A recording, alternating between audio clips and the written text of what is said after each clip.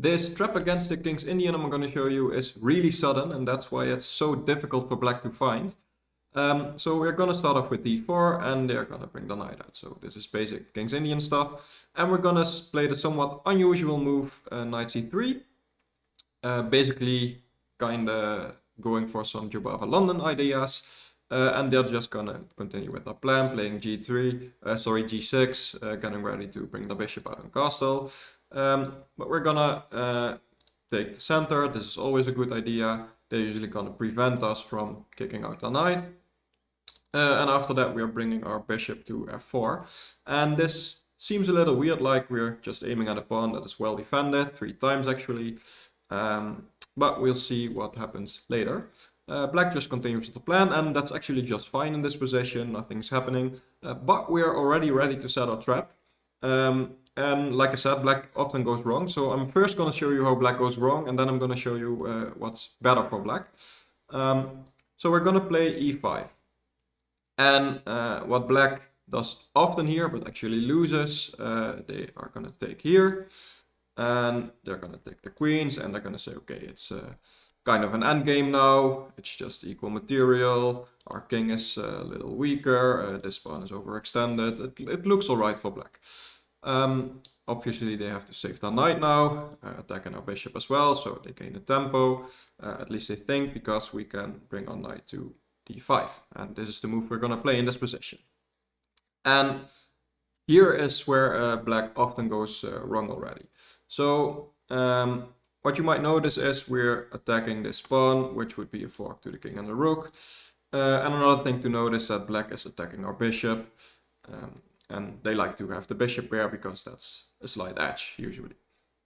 And if you combine these things, and that's where black often goes wrong, they think, after taking the bishop, we take here, they move their king, we take the rook, and they've just taken a bishop, we've taken a rook, but our knight is trapped, so they are probably going to win our knight back, and yeah, they just have 2 pieces for the rook. That's what they think.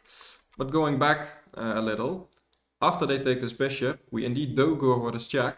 The king is indeed forced to go to f8. But after this, you might have already seen this, we have this checkmate.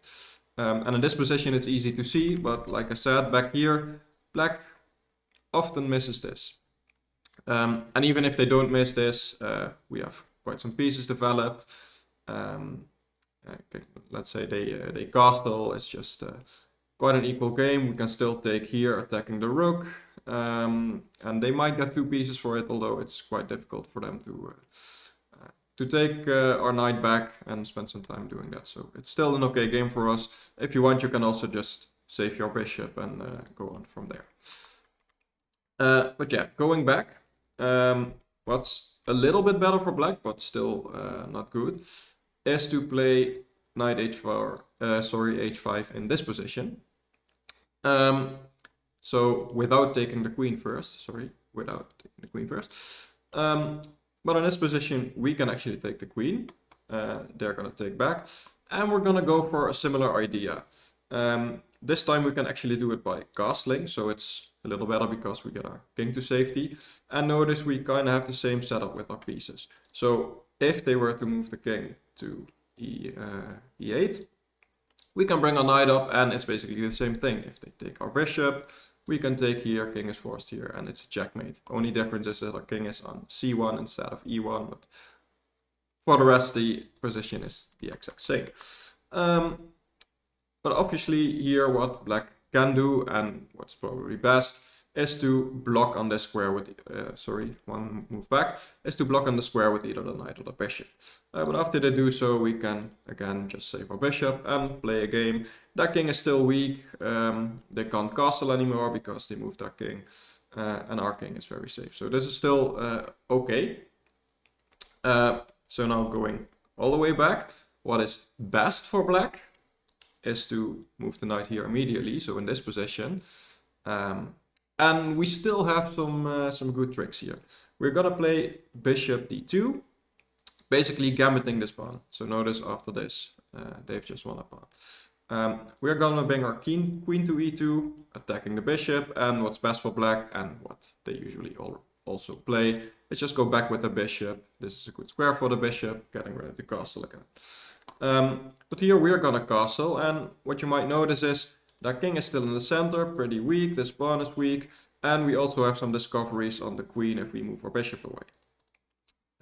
So it's still kind of tricky for them, and yeah, I'm gonna show you a few ways how it can go wrong for black. So let's say they just castle. This is not the best move, but also not really bad. But we have a lot of play here. We can play bishop g5, basically saying, okay, we are attacking the queen and we are attacking this pawn. So they have to move the queen obviously because they don't want to lose it, and the only safe square is e8. And what we can do here is win back our pawn. So like I said, the pawn gambit is not really a problem because we can easily win it back. What was even better here is to bring our knight to d5. So this is a reoccurring theme here. And we're pretty much threatening to take here, forking the queen and rook. So they have to do something about that. Only way to defend that is to go knight a6.